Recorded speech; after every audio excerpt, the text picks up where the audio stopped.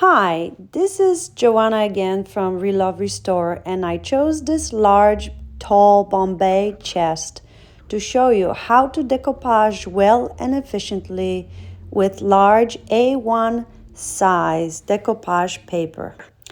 After cleaning the piece with the TSP and removing all the hardware, I sprayed the drawer fronts with oil-based primer to prevent bleed-through the decoupage. This way, the colors of the decoupage stay the same upon its application. I use Decoupage Gel in Matte from Redesign with Prima to adhere the decoupage to the drawer fronts. Here I'm using a synthetic brush to apply the decoupage gel, and I'm doing so with one drawer at a time. Make sure every surface area is covered before you apply the decoupage. To achieve the most wrinkle-free look for your decoupage paper, I used disposable plastic gloves to smooth the decoupage paper onto the surface as I go. This will require a little bit of work as you're trying to get the decoupage as smooth as possible. It may require lifting the decoupage a bit and then smoothing it down, as you can see I'm doing in the video. Lifting the decoupage slowly and then smoothing it down slowly again onto the surface will help you to get rid of the unwanted air bubbles.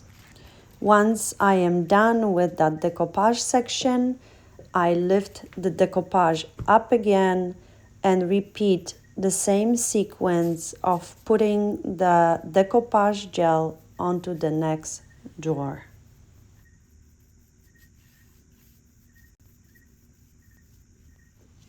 Here you can see me up close using the same technique with the plastic glove. Again, you're trying to make this look as wrinkle-free as possible. Make sure you do it gently and efficiently, as the paper may tear if it's over-rubbed.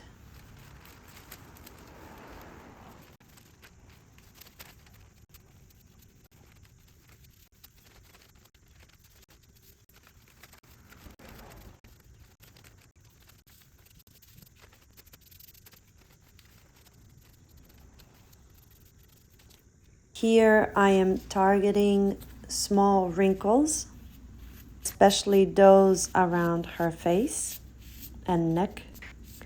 There are decoupage papers that certainly needed those wrinkles, and actually the overall end effect looks better when those wrinkles are there. But in the case of this decoupage and the piece I chose, I wanted a smooth, wrinkle-free effect.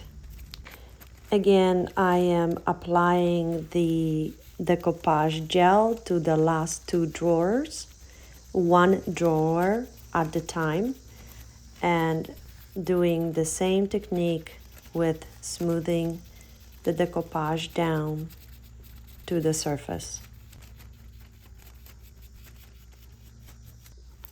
Here is a good example how I lift the decoupage up and smooth it with my fingers little by little onto the surface to get rid of those little wrinkles and air bubbles.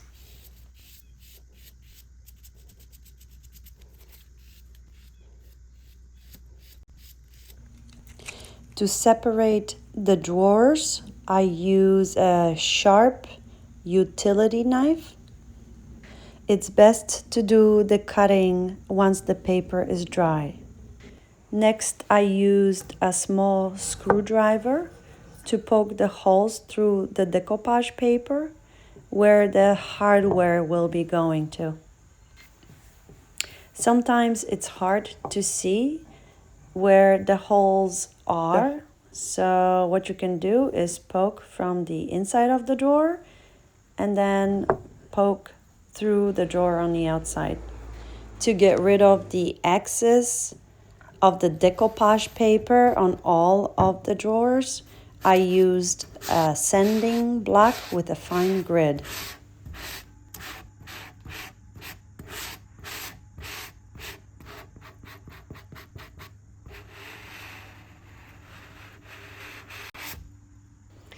Believe it or not, it's very satisfying to peel those little decoupage bits off.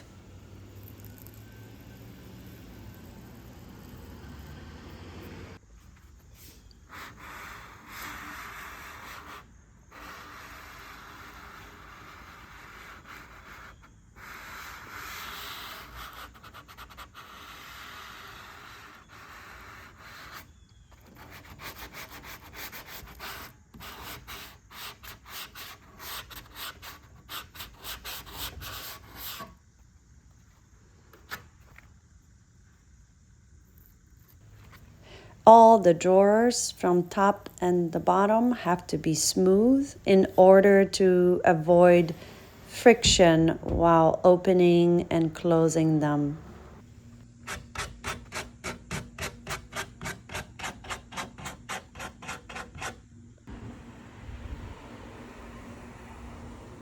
My favorite technique to blend the decoupage in is using a sea sponge.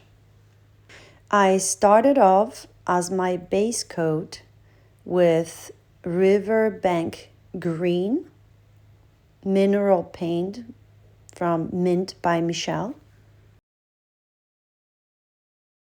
The reason why I like to use a sea sponge for blending the decoupage is that it gives a nice texture to the piece, and that texture actually blends really well all those unwanted decoupage edges. For the next coat, I used In the Deep Mineral Paint by Mint by Michelle. Now we are getting a little closer to that deep forest green color that I envisioned. Last but not least, I used Time and Space color from Mint by Michelle.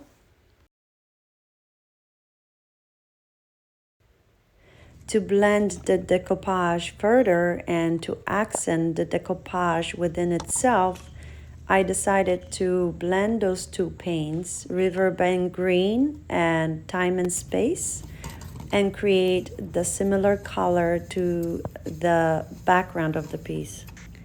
Then I started to touch up the edges of the decoupage as well as the background of the decoupage itself. This not only helped further to blend in the decoupage with the background, but also nicely accent the decoupage background within the decoupage itself. Here I started to create a leaf-like texture. This further helped with blending the decoupage and the background together.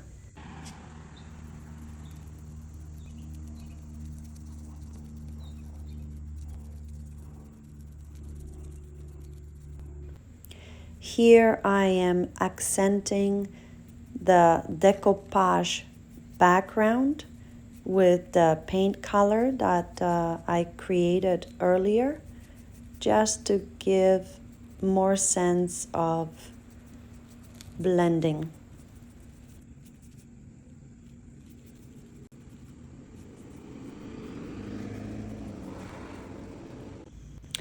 I envisioned the decorative details in gold. Here I'm using the Eternal Decor Wax from Prima. There will be also a link to purchase in my description if you'd like.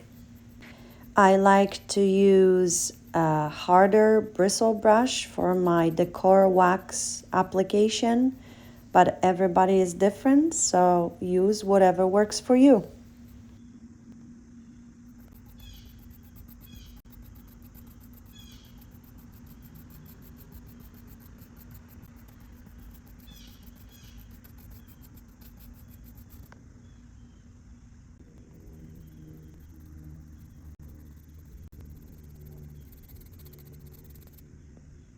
To pop the image a little bit more and just to tie in the whole entire look together, I use the same gilding wax in Eternal to touch up on some parts of the decoupage.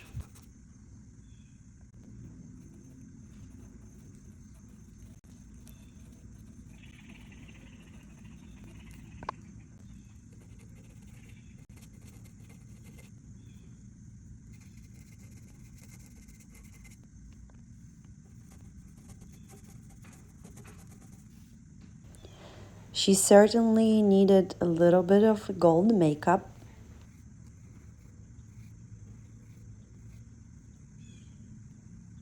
And the little glowing butterfly on her flower.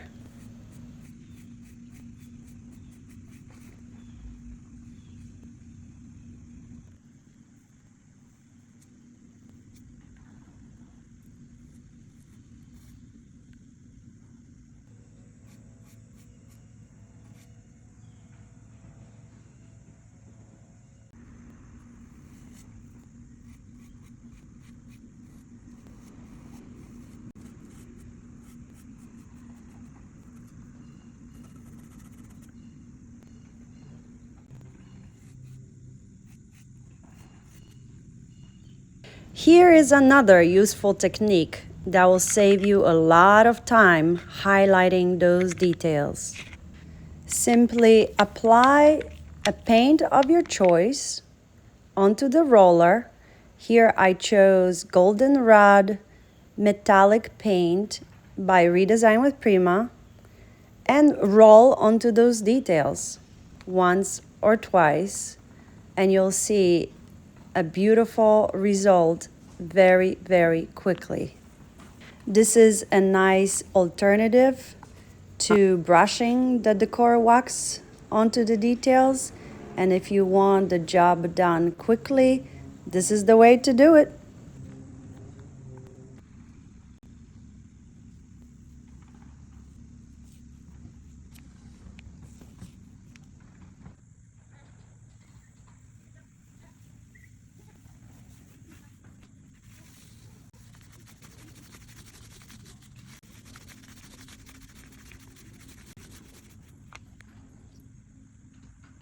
Here I went back with my brush to apply the gold wax again on the legs.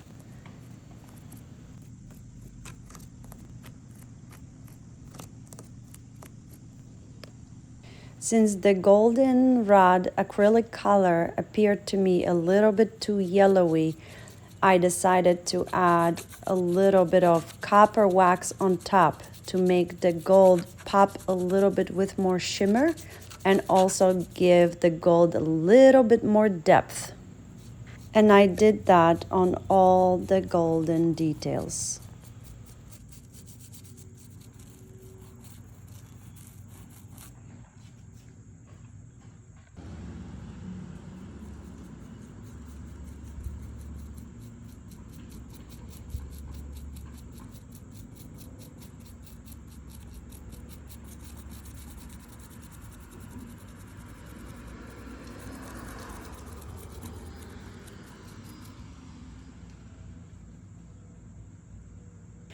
Another great technique to apply the decor wax onto the details is just to put a little bit of the decor wax onto the cloth and rub it onto the details.